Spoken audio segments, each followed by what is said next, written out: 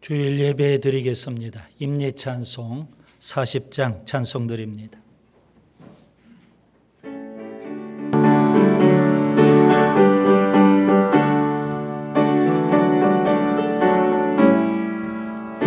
찬송으로 보답할 수 없는 사랑, 하나님께 영광 할렐루야. 형제자매 모두 함께 모여 찬송해. 하나님께 영광 할렐루야. 하나님의 자녀여 크게 찬송 부르며 맑고 거룩한 길로 기쁨으로 나아가 주의 보좌 앞으로 속히 들어가겠네. 주님께 영광 할렐루야. 우리 받은 주님 은혜할 일 없도다. 주님께 영광 할렐루야. 기쁜 찬송 부르면서 천국 가겠네. 주님께 영광 할렐루야. 하나님의 자녀여 크게 찬송 부르며 맑고 거룩한 길로 기쁨으로 나아가 주의 보좌 앞으로 속히 들어가겠네. 주님께 영광 할렐루야. 잠시 후에 우리 모두들 오겠네. 주님께 영광 할렐루야. 영광스러운 보좌 위에 거하신 주 주님께 영광 할렐루야. 하나님의 자녀여 크게 찬송 부르며 맑고 거룩한 길로 기쁨으로 나아가 주의 보좌 앞으로 속히 들어가겠네. 주님께 영광 할렐루야. 만국 백성 천국에서 소리 높여서 주님께 영광 할렐루야. 영원토록 주의 공로 찬양하겠네. 주님께 영광 할렐루야. 하나님의 자녀여 크게 찬송 부르며 맑고 거룩한 길로 기쁨으로 나아가 주의 보좌 앞으로 속히 들어가겠네. 주님께 영광 할렐루야.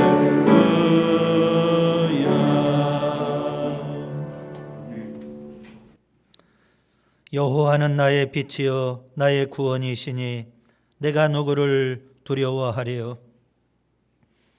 여호와는 내 생명의 능력이시니 내가 누구를 무서워하리요. 내가 여호와께 바라는 한 가지 일 그것을 구하리니 곧 내가 내 평생에 여호와의 집에 살면서 여호와의 아름다움을 바라보며 그의 성전에서 사모하는 그것이라. 아멘. 창조와 역사와 심판의 주 되시는 거룩하신 아버지 하나님, 경배와 찬양과 영광을 드립니다.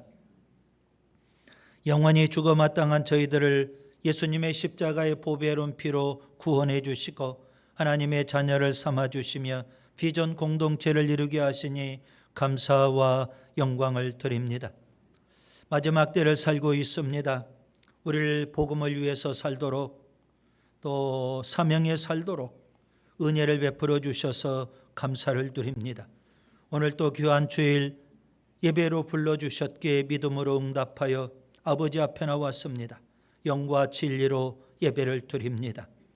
두렵고 떨리는 마음으로 아버지 앞에 나왔사오니 오늘 또 성령으로 기름 부어주시고 성령으로 충만하게 해 주옵소서. 우리 생각을 다스려 주시고 육신을 주장해 주시며 예배드린 이곳의 공개와 분위기까지도 선히 인도해 주옵소서. 예수님 귀하신 이름으로 기원하옵나이다. 아멘.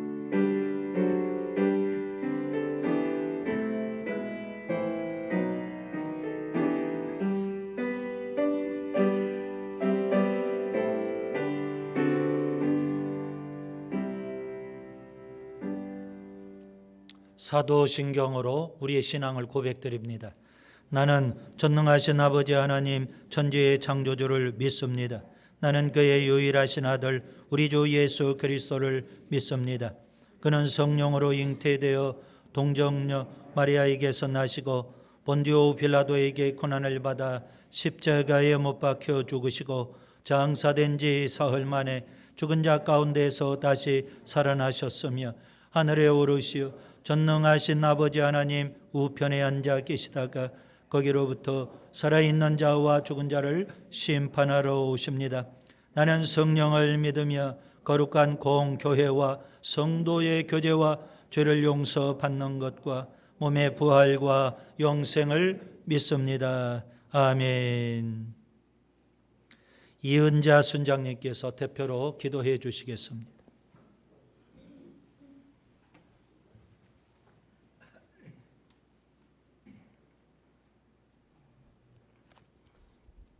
언제나 공평하신 하나님, 온 세상 천지 만물을 감찰하시며 운행하십니다. 허물 많은 저희를 은혜와 보좌 앞에 자녀로 불러주시며 한결같이 지켜 보호해 주시니 진심으로 감사드립니다. 세상 바이러스 질병 이중한 가운데서 아무 연고 없이 살펴주시고 은혜와 사랑으로 덮어주셨습니다. 우리는 부족하고 나약하지만 우리의 영혼을 주님의 날개깃에 보호하여 주셔서 감사드립니다.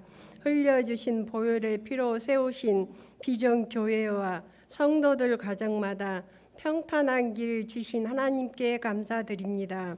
이 시간 말씀을 대언하시는 귀하신 목사님 크신 권능으로 채워주시옵소서. 듣는 우리는 감동 감아 깨닫는 믿음 되게 도와주시옵소서. 우리로 하여금 십자가 복음만을 입술로 간증하며 증언하게 하옵소서. 예수님의 이름으로 기도드리옵나이다. 아멘.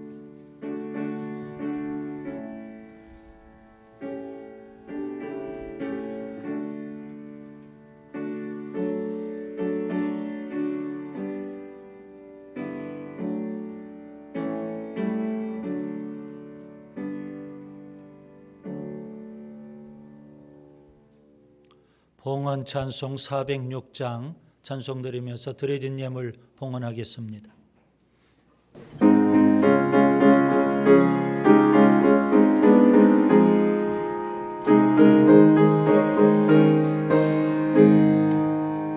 고난 내 영혼 편히 쉴 것과 음낭이 너도 안전한 보도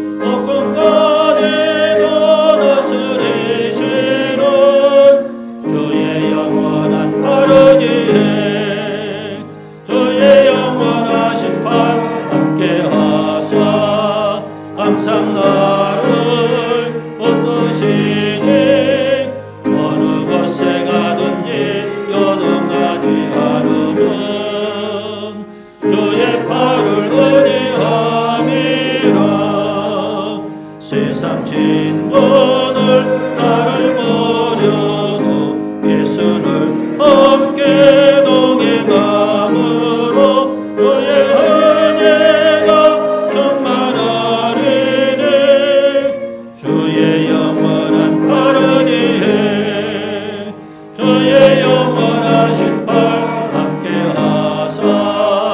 항상 나를 붙드시니 어느 곳에 가든지 요동하지 않으면 주의 팔을 의지함이라.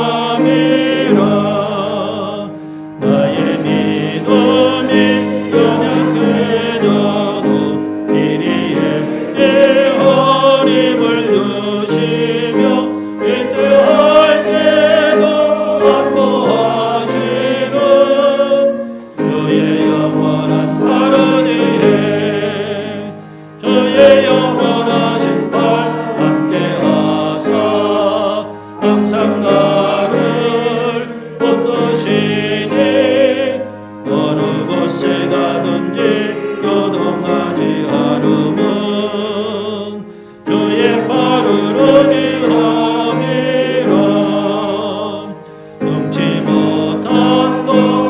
게 없으니 나의 일생을 주께 맡기며 나의 모든 짐 대신 지시는 주의 영원한 바르기에 주의 영원하신 팔 함께 하사 항상 나를 붙드시니 어느 곳에 가든지 요동하지 않음은 주의 팔을 의지함이라.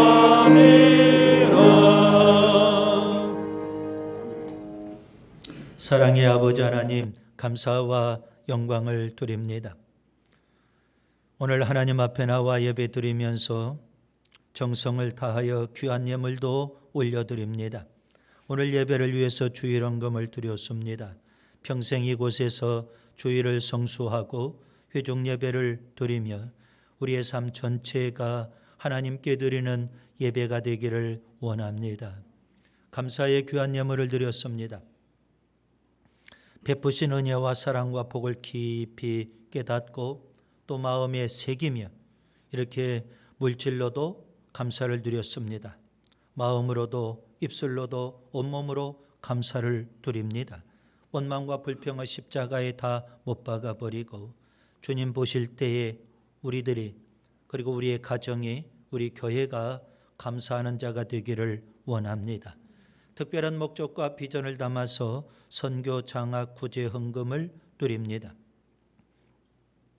다시금 우리가 복음으로 무장하고 이 지역 직접 전도에 힘쓰고 우리가 후원하고 있는 기관과 교회와 선교사들을 더 후원해서 복음이 땅끝까지 확장되어 가게 해 주옵소서.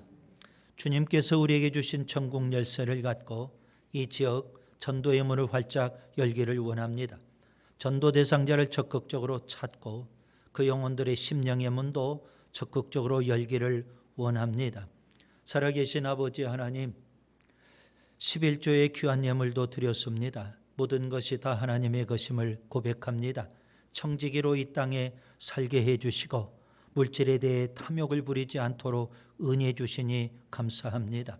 공껏 바라지 않게 해주시고 주신 소득 자족하며 만족하며 감사하며 기쁘게 살게 해 주옵소서. 하나님 앞에 정직하게 드리게 해주시고 선한 일에도 부욕해 하시며 노후를 또 지혜롭게 잘 대비하도록 은혜 주옵소서. 물질뿐만 아니라 우리 몸도 드리고 우리 생명도 아낌없이 드리고 우리 인생 전부를 하나님 앞에 드립니다. 하나님 영광을 받으시옵소서. 오늘 또 사모하는 마음으로 나왔습니다. 주께서 말씀해 주시고 우리 영을 소생시켜 주시고 새롭게 해 주옵소서. 자녀들을 축복합니다. 예수 잘 믿게 해 주시고 하나님 앞에 헌신된 자들로 서게 해 주시며 하나님이 주신 꿈을 활짝 펴고 그 꿈의 날개를 펴서 인생을 승리롭게 살아가는 복된 자녀들이 되게 해 주옵소서.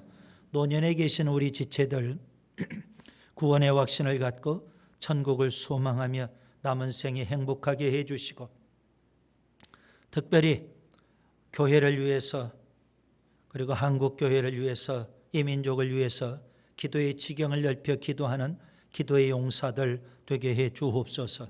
우리 작년 주신 직분 은사 사역대로 더 헌신하고 충성하고 사명에 살고 교회를 든든히 세우며 가정과 일터와 이 사회에서 예수님의 증인이 되고 예수님의 향기가 되며 평신도 사역자답게 승리하며 살게 해 주옵소서.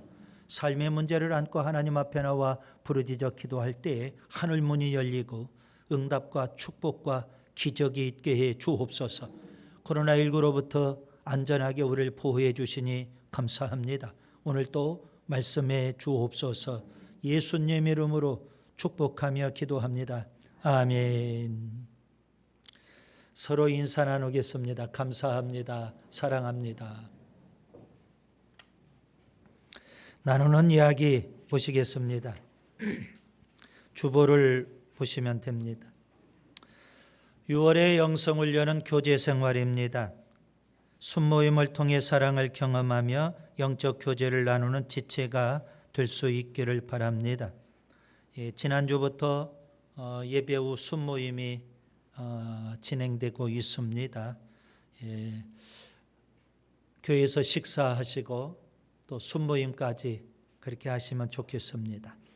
경건훈련에도 힘쓰셔야 합니다. 매일 30분 성경, 30분 기도 힘쓰시고요. 또 전도 대상자를 열심히 찾고 전도를 위해서도 끊임없이 기도하셔야 합니다. 맥주 감사절은 7월 3일입니다. 상반기 감사가 되겠습니다. 성찬식 있고요. 오늘 암송 구절은 마태복음 3장 11절 12절 말씀, 순모임하면서 꼭 암송하시고 한 주간 말씀을 계속 암송하며 묵상하며 사셔야 합니다. 예배 후 순모임 있고요. 순장님은 순장보고서 잘 작성하시는데 결석하신 분들 사유, 또 순모임에 불참하신 분 사유도 잘 확인하시기 바랍니다. 순장 모임, 운영위원회 모임은 오후 1시 40분에 있습니다. 오늘 중식은 1조가 지금 봉사하고 있습니다. 새벽 예배 말씀 묵상 느헤미야서 13장부터 에스더 4장까지입니다. 하루의 첫 시간 말씀 묵상으로 시작하시기 바랍니다. 직분자들은 교회 근처에 계신 분들은 새벽 예배를 꼭 드리시면 좋습니다.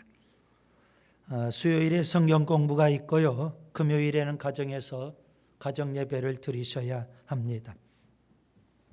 금주 토요 청소는 3조가 봉사하고 생일을 맞이하신 분 금주에 3분입니다. 주님의 이름으로 축복합니다. 교회 부채를 다 갚고 그동안 미루었던 교회 수리해야 될 부분들 지금 계속 진행하고 있습니다. 본당 다 수리가 됐고요. 4층 주방의 에어컨, 주방의 후드 이런 것도 교체를 했습니다. 많은 분들이 관심 갖고 헌금해 주신 것 감사하고요. 그동안 미뤄놨던 교회 유리, 파손된 부분, 또 변질된 유리들 또 교체해야만 됩니다. 전체 예산이 한 1,850만 원 정도 예상하고 있습니다. 유리를 교체하고 또 필요한 부분에 그 자외선 차단, 열 차단하는 필름도 부착할 그런 예정입니다. 말씀 보겠습니다. 오늘 우리 공동체에 주시는 하나님의 말씀은 마가복음 11장 12절부터 26절까지입니다.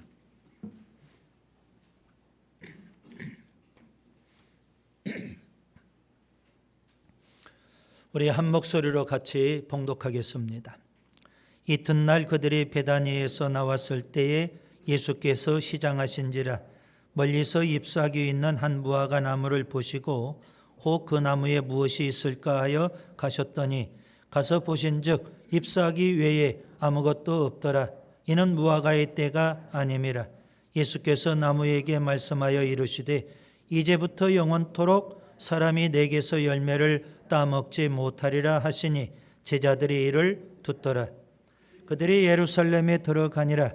예수께서 성전에 들어가사 성전 안에서 매매하는 자들을 내쫓으시며 돈 바꾸는 자들의 상과 비둘기 파는 자들의 의자를 둘러 엎으시며 아무나 물건을 가지고 성전 안으로 지나다님을 허락하지 아니하시고 이에 가르쳐 이르시되 기록된 바 내 집은 만민이 기도하는 집이라 칭함을 받으리라고 하지 아니하였느냐. 너희는 강도의 소굴을 만들었도다 하시매 대제사장들과 서기관들이 듣고 예수를 어떻게 죽일까 하고 꾀하니 이는 무리가 다 그의 교훈을 놀랍게 여김으로 그를 두려워함일러라. 그리고 날이 저물매 그들이 성 밖으로 나가더라. 그들이 아침에 지나갈 때에 무화과 나무가 뿌리채 마른 것을 보고 베드로가 생각이 나서 여짜오되 랍비여 보소서 저주하신 무화과 나무가 말랐나이다. 예수께서 그들에게 대답하여 이르시되 하나님을 믿으라. 내가 진실로 너희에게 이르노니 누구든지 이 산더러 들리어 바다에 던져지라 하며 그 말하는 것이 이루어질 줄 믿고 마음에 의심하지 아니하면 그대로 되리라. 그러므로 내가 너희에게 말하노니 무엇이든지 기도하고 구하는 것은 받은 줄로 믿어라. 그리하면 너희에게 그대로 되리라. 서서 기도할 때에 아무에게나 혐의가 있거든 용서하라. 그리하여야 하늘에 계신 너희 아버지께서도 너희 허물을 사하여 주시리라 하시니라. 아멘.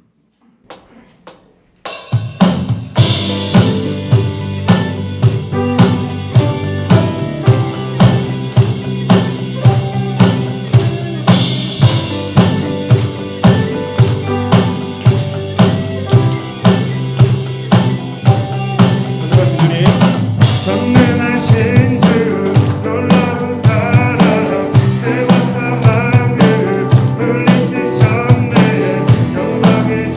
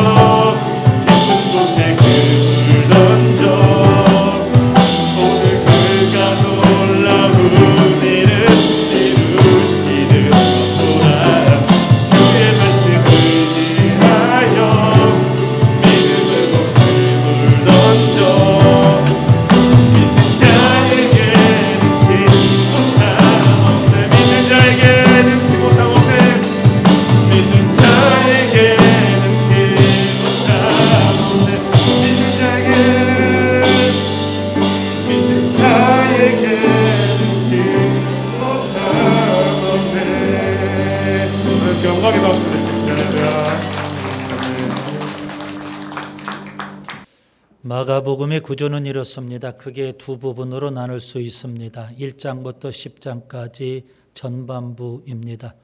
예수님의 공생의 3년의 사역을 기록하고 있습니다. 후반부 11장부터 16장까지 예수님의 십자가의 죽음과 부활을 기록하고 있습니다. 저자인 마가는 예수님의 공생의 3년과 그리고 십자가의 죽음과 부활을 기록하면서 특별히 십자가의 죽음과 부활에 집중하고 그것을 강조하고 있습니다. 그 당시는 네로 왕자의 엄청난 박해와 핍박이 있었던 그런 상황입니다. 그때 마가는 마가복음을 써서 고난받는 성도들에게 전해주는 겁니다. 예수님은 십자가에 죽으셨지만 3일 만에 부활하셨습니다. 이 복음을 고난받는 그리스도인들에게 전해주고 싶었던 겁니다. 고난받는 많은 그리스도인들이 마가복음을 통해서 큰 용기를 얻고 또 소망을 갖게 됐습니다. 뿐만 아니라 마가는요, 마가복음을 통해서 고난받는 그리스도인들에게 도전을 합니다. 예수님 십자가에 죽으셨는데 우리도 예수님을 본받아 그 길을 가야 된다고 그렇게 도전하고 있는 겁니다. 마가뿐만 아니라 그 시대에 사역을 했던 사도 베드로는요, 더 적극적으로 도전을 합니다. 베드로전서 2장 21절, 이를 위하여 너희가 부르심을 받았으니 그리스도도 너희를 위하여 고난을 받으사 너희에게 본을 끼쳐 그 자취를 따라오게 하려 하셨느니라. 베드로는요, 우리 모두가 다 고난을 위해서 부르심을 받았다고 그렇게 말씀을 합니다. 고난받으신 예수님을 본받고 그 예수님의 뒤를 따라가야 된다고 그렇게 말씀하고 있는 겁니다. 여러분 놀랍지 않습니까?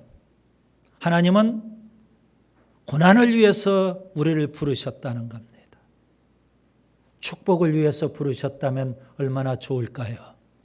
그런데 고난을 위해서 우리를 부르셨고 그래서 우리 앞에 고난받으신 예수님이 있다는 사실입니다.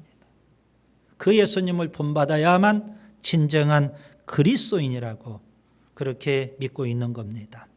오늘 본문 서두를 보시면 이튿날 본문 12절이 있죠. 그 이튿날은 예수님이 예루살렘에 입성하신 다음 날입니다. 그래서 월요일이죠.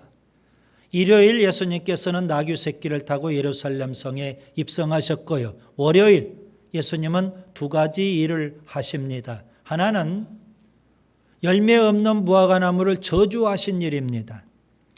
본문 12절부터 14절이죠. 또 다른 하나는 성전을 청결케 하신 일입니다.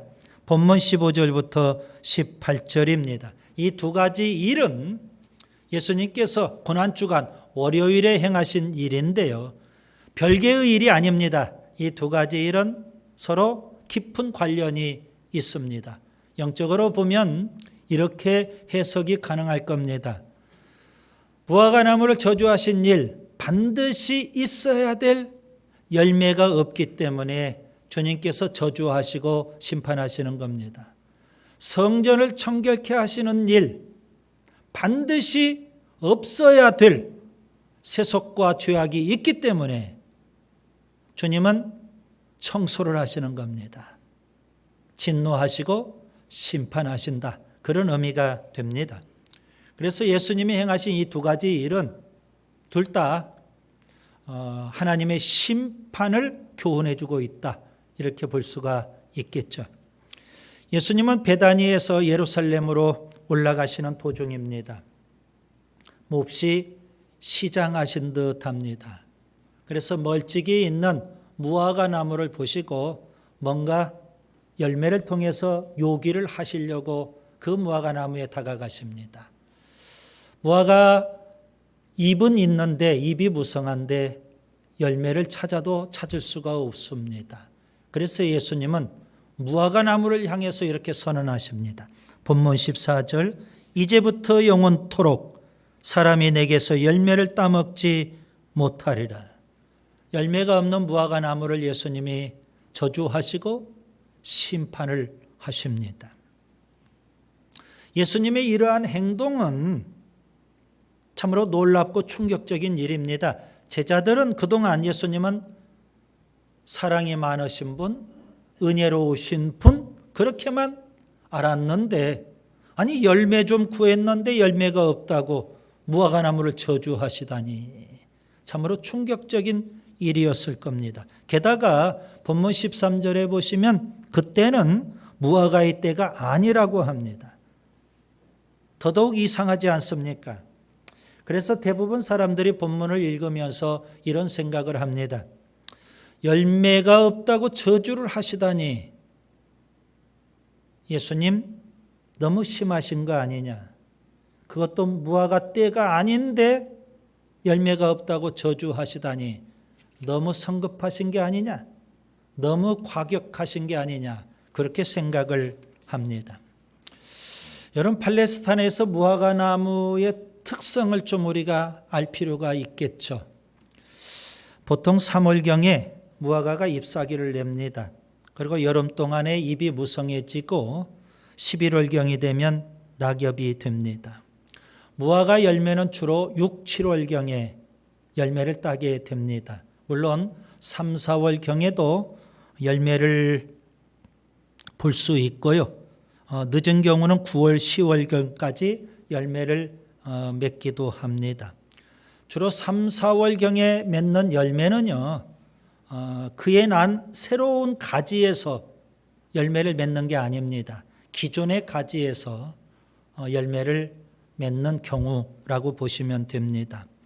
그래서 비록 무화과 때는 아니지만 곧 6, 7월 무화과 때는 아니지만 3, 4월이어도 얼마든지 잎이 있다면 그렇죠. 얼마든지 무화과 열매를 맺을 수 있는 겁니다. 그래서 열매가 없는 그 무화과 나무 예수님께서는 단호하게 저주하십니다. 아마도 그 무화과 나무는 열매를 맺지 못하는 불임증에 걸린 그런 무화과 나무가 아닌가 그렇게 생각해 볼 수도 있겠습니다. 무화과 나무를 저주하시고 예수님은 계속 예루살렘 성에 올라가시고 성전에 들어가십니다. 그 성전은 우리가 잘 아는 헤롯 성전입니다. 아주 화려하고 매우 웅장한 그런 성전이죠. 그런데 성전 안에 들어가셨는데 예수님은 매매하는 자, 돈을 바꾸는 자, 비둘기 파는 자들을 보십니다. 성전은 좀 엄숙하고 거룩해야 되는데 시장처럼 너무 소란스럽다는 겁니다.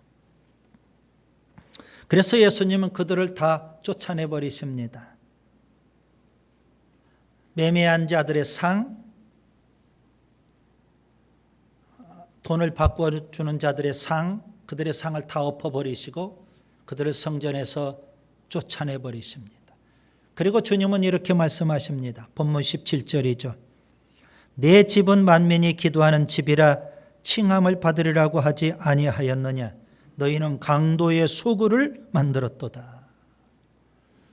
그렇죠. 성전은 좀 엄숙하고 거룩해야 맞습니다. 그런데 장사꾼들이 판을 치는 곳, 그래서 주님은 분노하시는 것 우리가 10분 이해가 됩니다. 그런데 주님이 뭐라고 표현하실까요?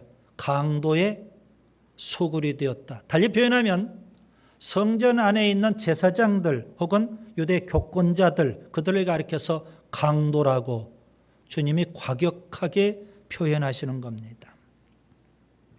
왜 예수님은 성전을 강도의 소굴, 그리고 유대 교권자들을 강도 이렇게 표현하실까요? 주님은 제사장이나 유대 교권자들이 성전 안에서 행하고 있는 잘못된 일들을 너무 자세히 잘 알고 계시는 겁니다. 여러분, 그 당시 성전은 오늘 우리 시대와는 좀 다르죠. 우리는 지금 이 모습 이대로 예배를 드리지 않습니까? 그런데 그 시대는 짐승, 제물을 하나님 앞에 드리는 제사로 그렇게 예배를 드리던 시대였죠. 자, 그런데 짐승이라는 이 제물을 하나님 앞에 드릴 때 좀 불편하고 힘든 일이 참 많습니다. 예루살렘 성전 가까이 사는 사람이라면 큰 문제가 없습니다. 집에서 기르는 양이나 염소나 소, 그것도 아주 좋은 것 하나님 앞에 드리는 거니까 그것을 제물로 갖다가 예루살렘 성전에 가서 얼마든지 드릴 수 있습니다. 그런데 예루살렘 성전에서 아주 멀리 떨어져 살고 있는 사람들은요, 그 하나님 앞에 드릴 제물 될 그런 짐승을 가지고 가야 되는 겁니다. 그러면 먹이도 좀 가지고 가야 되고, 집에서 출발할 때는 정말 좋은 그런 짐승을 가지고 가지만 몇 날 며칠 그렇게 먼 길을 그들이 가다 보면 짐승에 문제가 발생할 수도 있습니다. 전염병에 걸릴 수도 있고, 짐승에게 줘야 될 먹이가 좀 부족해서 짐승이 좀 허약해질 수도 있고, 그런 불편함들이 참 많았던 겁니다. 그래서 제사장과 유대 교권자들은 성전 안에 매점이라는 것을 운영을 합니다. 그래서 성도들이 와서 매점에서 하나님 앞에 드릴 제물될 짐승을 사고, 그래서 그 짐승 제물로 하나님 앞에 드리라는 겁니다. 또한 성전 안에 보면 돈을 바꾸는 일이 있습니다. 유대인이라면 반드시 성전세를 냈습니다. 그것도 유대 화표 세겔로 성전세를 내야 됩니다. 그런데 그 시대는 로마 제국 치하에 있죠. 화폐는 로마 화폐입니다. 성전세는 로마 화폐로 드리는 것이 아니라 유대 화폐로 그렇게 드려야만 됩니다. 그래서 성전 안에서 또 성전세를 낼 수 있도록 화폐를 교환해 주는 일을 했던 겁니다. 그리고 가난한 사람들은 양이나 염소나 소를 드릴 수가 없죠. 그들을 위해서 율법에 있는 대로 비둘기를 또 판매합니다. 그래서 비둘기를 하나님 앞에 제물로 드리도록 했던 겁니다. 그래서 오늘 본문에 보시면 그렇게 처음에는 배려 차원에서 짐승을 판매하기도 하고, 또 화폐를 교환해 주기도 하고 비둘기를 판매하기도 했던 겁니다. 그런데 문제는 처음에 순수한 의도로 시작했지만 이 성전 안에서 운영하는 매점이 자꾸만 이제 이익을 추구하기 시작을 합니다. 그래서 시중에서 값싼 짐승을 사가지고 고가로 그렇게 판매하기도 하고요.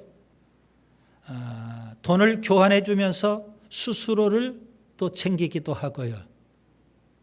그 수익금이 다 유대 교권자들에게로 돌아갔던 겁니다. 그런 일들을 주님께서는 너무 훤히 잘 알고 계십니다. 하나님 앞에 제사드리러 예배드리러 온 성도들의 호주머니를 일종의 강탈해가는 강도와 같은 겁니다. 그래서 성전이 강도의 소굴이 된 거고 유대 교권자들이 일종의 강도가 된 겁니다. 주님이 보실 때 성전은 하나님이 임재하신 처소, 하나님을 예배하는 집, 주님이 표현하신 대로 만민이 기도하는 집이 되어야 되는데 이 성전이 강도의 소굴이 된 겁니다. 어찌 주님이 분노하지 않을 수 있겠어요? 어찌 그 장사꾼들 쫓아내지 않을 수 있겠어요? 여러분, 오늘 주님께서 두 가지 일을 하시죠. 열매 없는 무화과나무를 저주하시고 세속과 죄악이 만연된 성전을 청결하게 하신 일. 여러분, 열매 없는 무화과나무, 세속과 죄악이 만연된 성전, 이것은 영적으로 보면 그 시대 유대교의 영적 상태를 말씀해 주고 있는 겁니다. 그 시대 유대교의 영적 상태는 어땠을까요? 썩을 대로 썩어 있었고 부패할 대로 부패해 있었던 겁니다. 예수님의 제자들은 예수님께서 하신 이 두 가지 일, 굉장히 충격적인 일로 받아들였을 겁니다. 그런데 더 충격적인 일이 있습니다. 그 다음 날이 있죠. 베드로가 예수님께서 어제 무화과나무를 저주하셨는데 그 무화과나무를 봤어요. 무화과나무가 완전히 말라버린 모습을 보게 되는 겁니다. 그때 예수님께서 주신 교훈이 있습니다. 본문 22절, 주님은 뭐라고 제자들을 교훈하실까요? 하나님을 믿으라. 여러분, 제자들은 이 말씀이 굉장히 충격적이었을 거라고 생각합니다. 제자들 다 하나님 믿습니다. 하나님을 믿기 때문에 예수님에게 3년 동안 신앙의 훈련까지 받은 자들 아닙니까? 그런 그들에게 예수님은 하나님을 믿으라 그렇게 교훈하고 계시는 겁니다. 무슨 의미일까요? 하나님을 배워서 끝나면 안 된다는 겁니다. 하나님을 학습했다고 다 되는 게 아니라는 겁니다.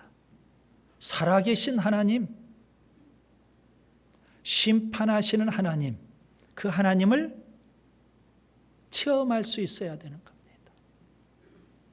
여러분, 우리가 하나님을 배운다고 그 믿음이 온전한 믿음이 되겠어요? 하나님을 깊이 체험하는 은혜가 있기를 바랍니다. 예수님 당시 유대인들 하나님을 다 믿습니다. 유대 교권자들 자타가 다 하나님을 믿는다고 자부하고 있을 겁니다. 그런데 하나님을 믿는다는데 왜 그들에게 열매가 없어요? 왜 성전이 강도의 소굴이 돼요? 살아계신 하나님을 그들이 체험하지 않았기 때문에 그러는 겁니다. 살아계신 하나님을 체험하고 그 하나님을 믿는다면 어찌 열매가 없을 수 있을까요? 어찌 성전이 강도의 소굴이 될 수 있을까요? 여러분, 다윗과 골리앗 사건을 잘 아시죠? 아주 흥미진진한 동화 같은 이야기입니다. 그 시대에 사울왕 시대인데요. 그 시대의 모든 이스라엘 백성들이 골리앗 한 사람 때문에 두려워 떨고 있는 겁니다. 기라성 같은 이스라엘의 장군들도 다 두려워 떱니다. 사울왕도 용사인데 그도 역시 골리앗 앞에는 두려워 떱니다. 아니, 하나님을 믿는 백성이 어찌 골리앗 앞에 그렇게 두려워 떨 수가 있어요? 그런데 딱 한 사람, 다윗만은 그렇지 않습니다. 그는 당당하게 이렇게 외칩니다. 사무엘상 17장 26절. 이 할례받지 않는 블레셋 사람이 누구이기에 살아계시는 하나님의 군대를 모욕하느냐. 그는 살아계신 하나님을 체험했고 살아계신 하나님을 믿는 그 믿음으로 골리앗을 상대하고 있는 겁니다. 여러분은 하나님을 믿으시는지요?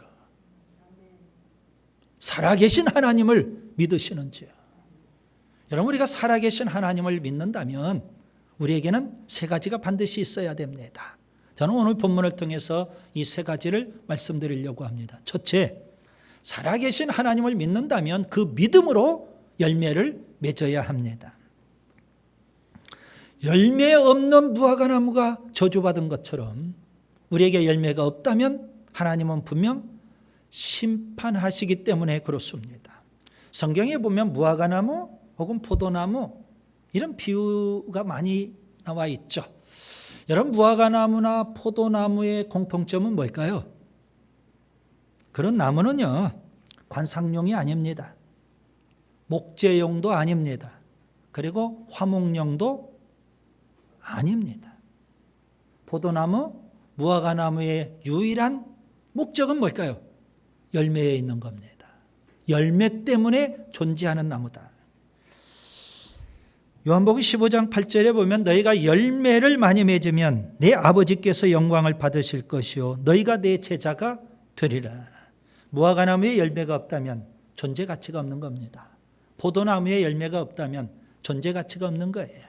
그리스도인에게 열매가 없다면 아무리 우리가 하나님을 믿는다고 해도 하나님은 우리를 인정하지 않으실 거라는 겁니다. 교회, 영광스러운 교회지만 교회가 열매가 없다면 하나님께서 그런 교회 어찌 인정하실 수 있겠습니까? 하나님은 지금도 열매를 찾으십니다. 여러분, 오늘 우리가 하나님 앞에 드려야 될 열매는 어떤 열매일까요? 여러 가지를 우리가 생각해 볼 수 있는데요. 맨 처음 우리가 예수 믿을 때 회개하고 예수님을 믿죠. 회개의 열매가 있어야 할 겁니다. 그리고 신앙생활을 하죠. 신앙생활이 뭘까요? 신앙생활의 본질은 예수님의 닮은 삶입니다. 예수님을 닮기 위해서 우리가 성령의 열매를 맺어야 하는 겁니다. 교회 생활을 하는 거죠. 교회에서 주신 직분 은사대로 우리가 봉사의 열매를 맺어야 하는 겁니다. 사회생활을 하죠. 우리가 세상에 나가서 예수님의 향기가 되고 예수님을 증거하는 전도의 열매를 맺어야 하는 겁니다. 여러분 60만 갖고 사는 거 아니잖아요. 우리에게는 영이 있죠. 영적 세계를 사는 겁니다. 마귀 사탄과 영적 싸움에서 이겨야 되고 세속과 죄악 싸워 이겨야 되고 유혹과 시험도 이겨야 되는 겁니다. 승리의 열매가 있어야 하는 겁니다. 살아계신 하나님을 믿는다면 우리는 그 믿음으로 열매를 맺는 그런 삶을 살 수 있기를 바랍니다. 둘째, 살아계신 하나님을 믿는다면 그 믿음으로 우리가 거룩을 추구하며 살아야 합니다. 여러분 성전은 거룩해야 합니다. 예수님은 성전을 사모하는 열심을 갖고 성전을 청결하게 하셨습니다. 성경에 보면 예수님께서 공생애를 시작하실 때 뿐만 아니라 마지막 고난주간 공생의 끝 무렵에도 예수님은 2번에 걸쳐서 성전을 청결하게 하십니다. 공생애 시작하실 때 예수님께서 성전을 청결하게 하신 사건 요한복음 2장이 나오는데요. 그때 예수님은 시편 69편 9절의 말씀을 인용하십니다. 요한복음 2장 17절에 보면 주의 전을 사모하는 열심이 나를 삼키리라. 예수님께서 성전을 청결케 하실 때 그 예수님의 마음 어떤 마음일까요? 성전은 거룩해야 된다 하는 그런 마음이 간절했던 거예요. 그래서 예수님은 성전이 장사치들로 소란스러운 것 그 분노하시는 겁니다. 다 청소하시고 성전은 거룩해야 되겠다는 겁니다. 하나님은 교회 공동체가 거룩하기를 원하십니다. 여러분 교회가 세상으로부터 욕먹고 비난받는 것은 뭐 때문일까요? 우리가 세상을 돕지 않기 때문에 그럴까요? 교회가 세상으로부터 비난받고 욕먹는 것은 교회가 거룩하지 않기 때문에 그런 겁니다.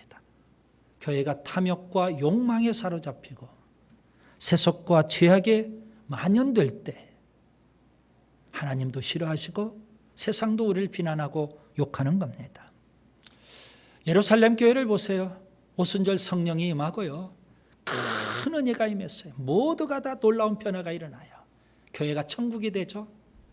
그런데 딱 한 부부 아나니아와 삽비라는 그렇지 않았습니다. 그들은 탐욕의 사람입니다. 거짓의 사람입니다. 마귀 사탄이 충만한 사람이었습니다. 그래서 하나님께서는 아나니아와 삽비라를 심판하신 겁니다. 예수님 십자가에 죽으시기 전날 밤 예수님은 마가의 다락방에서 제자들을 위해서 기도하십니다. 무슨 기도를 하셨을까요? 요한복음 17장 17절입니다. 그들을 진리로 거룩하게 하옵소서. 제자 공동체가 거룩한 공동체가 되기를 주님은 소원하신 겁니다. 여러분 교회는요 세상에 있는 어떤 단체 기관과도 다릅니다. 교회는 돈을 탐하는 이익 집단이 결코 아닙니다. 교회는 거룩을 추구하고요 세상과는 달리 거룩한 공동체가 되어야 하는 줄 믿습니다. 살아계신 하나님을 믿는다면요 그 믿음으로 세 번째 우리가 또 무슨 일을 해야 될까요? 기도에 힘써야 합니다. 성전을 청결케 하신 예수님 본문 17절에 이렇게 교훈하십니다. 내 집은 만민이 기도하는 집이라 칭함을 받으리라. 여러분 교회는 기도하는 집입니다. 왜 그럴까요? 신앙생활이 곧 기도생활과 같기 때문에 그렇습니다. 살아계신 하나님을 믿는 교회 공동체는 기도의 집이 되어야 됩니다. 교회의 생명은 기도에 있기 때문에 그렇습니다. 그 다음 날 예수님께서 또 제자들에게 주신 교훈도 역시 기도입니다. 본문 24절을 보세요. 무엇이든지 기도하고 구하는 것은 받은 줄로 믿으라. 그리하면 너희에게 그대로 되리라. 기도가 중요해요. 저는 이렇게 표현할 수 있습니다. 살아계신 하나님을 믿는 사람은 반드시 기도하는 사람이다. 살아계신 하나님을 믿는 교회 공동체는 반드시 기도의 집이 되는 겁니다. 기도를 소홀히 할 수 없는 겁니다. 그런데 우리에게 기도에 있어서 두 가지 문제가 꼭 발생을 합니다. 하나는 본문 23절인데요. 살아계신 하나님을 믿는다고 하면서 기도하지 않는 문제입니다. 아니, 입술로는 살아계신 하나님을 믿는다고 해요. 그러면서도 기도를 하지 않아요. 여러분, 하나님은 어떤 분이실까요? 이 산을 저 바다에 얼마든지 던져 넣으실 수 있는 능력의 하나님인데 그 하나님을 믿지 못하고 의심하기 때문에 기도하지 않는 겁니다. 입술로는 믿는다고 하면서도 여전히 기도하지 않는 이 문제가 있고요. 또 하나는 기도를 해도 응답되지 않는 문제가 있습니다. 본문 25절인데요. 왜 우리가 기도하는데 하나님은 살아계시고 전능하신데 왜 우리의 기도가 응답되지 않을까요? 기도가 막히기 때문에 그래요. 본문 25절에 보면 형제를 용서하지 않으면 기도 응답의 통로가 막힐 수밖에 없다는 겁니다. 여러분 꼭 기억하세요. 기도는 살아계신 하나님을 믿는 믿음으로 하는 겁니다. 응답은요, 하나님의 주권적인 은혜로 응답되는 줄 믿습니다. 오늘 우리 공동체가 살아계신 하나님을 믿고 기도에 더 힘쓰는 공동체가 될 수 있기를 바랍니다. 여러분, 기도에 더 헌신해야 되겠고요. 특별히 새벽을 한번 살아보세요. 교회 1층 기도실을 우리 개인의 기도의 골방으로 삼는 우리가 될 수 있기를 바랍니다. 말씀을 정리합니다. 예수님은 열매 없는 무화과나무를 저주하시고 성전을 청결하게 하십니다. 열매 없는 무화과나무를 저주하셨다는 것은 반드시 있어야 될 열매가 없기 때문에 심판을 받는 겁니다. 성전을 청결하게 하셨다는 것은 반드시 없어야 될 죄, 세속이 있기 때문에 주님은 심판하시는 겁니다. 하나님은 어떤 분이셔요? 살아계신 하나님, 심판하시는 하나님이십니다. 여러분, 언젠가는 우리가 심판하시는 그 하나님 앞에 설 날이 있게 될 겁니다. 살아계신 하나님을, 심판하신 하나님을 믿는다면 우리가 이 땅에서 어떻게 해야 될까요? 첫째, 그 하나님을 믿는 믿음으로 열매를 맺어야 되는 겁니다. 그 하나님을 믿는 믿음으로 거룩을 추구하며 살아야 되는 겁니다. 그 하나님을 믿는 믿음으로 기도에 힘써야 하는 줄 믿습니다. 주님 감사합니다. 살아계신 하나님, 심판하시는 하나님을 믿는 믿음으로 열매를 맺게 해주시고 거룩을 추구하게 하시며 기도에 힘쓰는 우리 모두가 되게 해 주옵소서. 예수님 이름으로 기도하옵나이다. 아멘. 파송 찬송 79장입니다.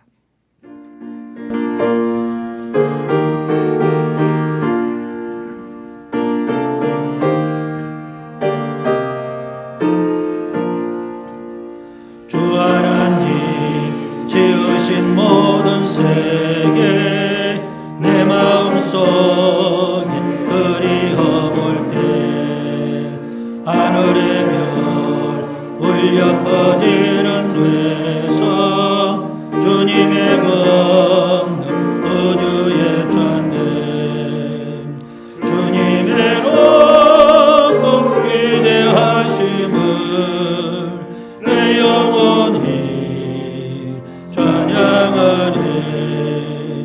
주님의 높고 위대하심을 내 영혼에 찬양하네.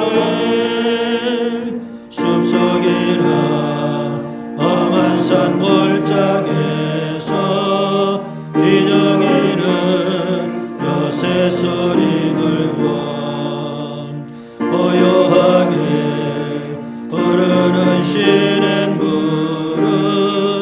주님의 솜씨 노래하도다. 주님의 높고 위대하심을 내 영혼이 찬양하네.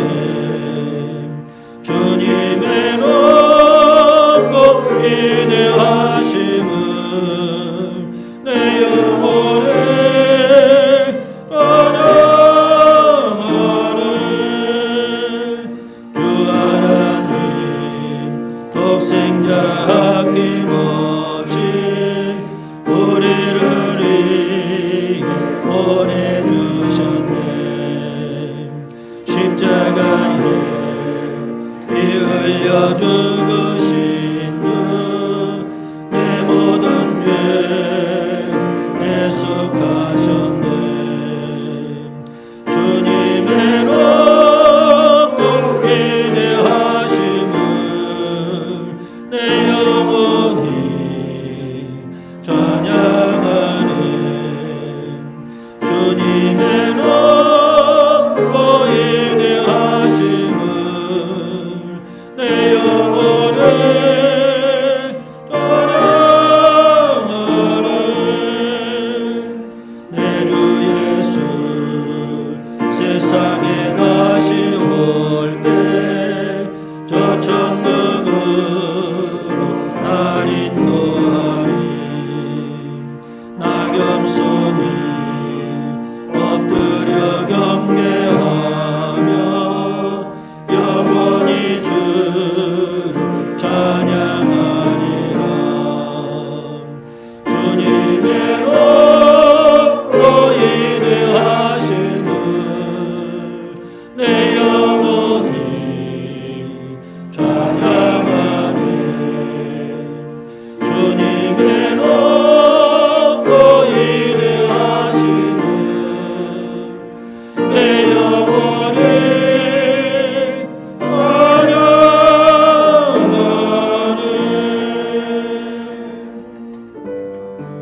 찬양하네. 주님이 우리 앞에 계셔서 그대가 갈 바를 몰라 헤맬 때 바른 길을 보여주시기를 바랍니다. 주님이 우리 뒤에 계셔서 그대가 슬픔에 잠겨 힘들 때 은밀히 껴안아 주시기를 바랍니다. 주님이 우리 위에 계셔서 그대가 사방에 쌓여 답답할 때 빛을 비추어 주시기를 바랍니다. 주님이 우리 밑에 계셔서 그대가 깊은 구덩이에 빠질 때 즉시 꺼내어 주시기를 바랍니다. 주님이 우리 안에 계셔서 그대가 이리저리 찢겨 상할 때 온전히 고쳐주시기를 바랍니다. 주님이 우리 곁에 계셔서 그대가 홀로 남아 쓸쓸할 때 조용히 손잡아 주시기를 바랍니다. 이처럼 살아계신 주님이 험한 세상으로 나아가는 우리에게 한없이 복 내려 주시기를 바랍니다. 이제는 주 예수 그리스도의 은혜와 아버지 하나님의 무한하신 사랑과 보혜사 성령님의 교통이 살아계신 하나님, 심판하신 하나님을 믿는 믿음으로 열매를 맺고 거룩을 추구하며 기도에 더 힘쓰기를 원하는 우리 모두에게 영원히 함께 하시기를 간절히 축원하옵나이다. 아멘.